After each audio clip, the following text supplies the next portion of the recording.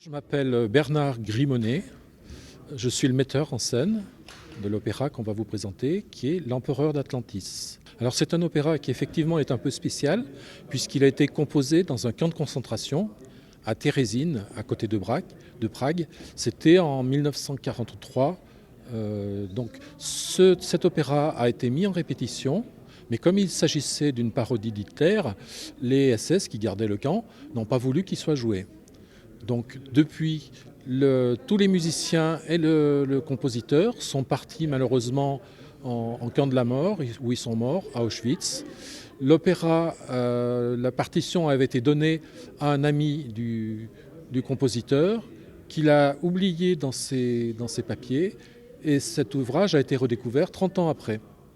Donc il a été remonté dans beaucoup de théâtres en France et à l'étranger. Par contre, la chose qui est originale dans cette production-là, c'est que nous avons fait une adaptation en français. Parce que c'est un spectacle qui a été produit devant beaucoup de jeunes.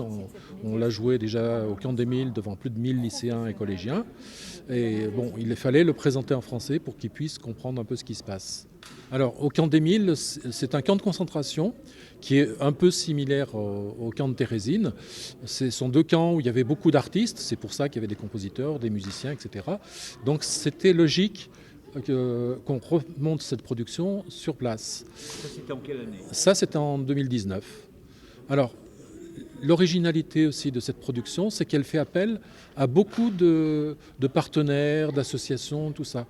Au total, il y a plus de 350 personnes qui ont travaillé sur ce projet. Des lycéens, des collégiens, des travailleurs handicapés, des prisonniers. Donc, vous voyez, il y a beaucoup de gens qui ont participé. L'histoire est née à Pertuis. Et parce que nous avons voulu faire hommage à une jeune enfant qui avait 8 ans, qui s'appelait Hélène Mendel, et qui est une enfant qui était scolarisée à Pertuis dans l'école où aujourd'hui nous enseignons, nous avons notre conservatoire de musique.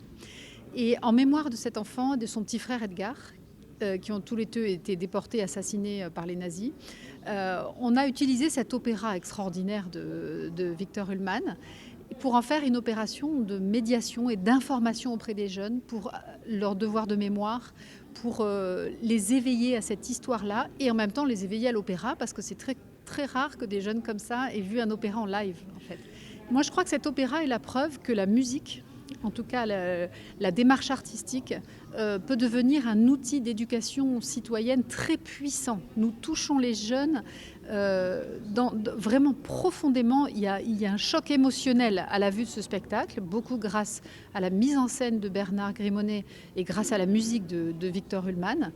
Et cet opéra peut devenir le symbole d'abord de la lutte contre les discriminations, contre l'antisémitisme évidemment, mais aussi le symbole de l'utilité de l'art et de l'artistique dans l'éducation, dans l'éveil à la pensée, dans l'émotionnel et tout ce qui fait que les jeunes vont se mettre, peut-être, espérons, à penser, à essayer de mettre en place des mécanismes de prévention des discriminations.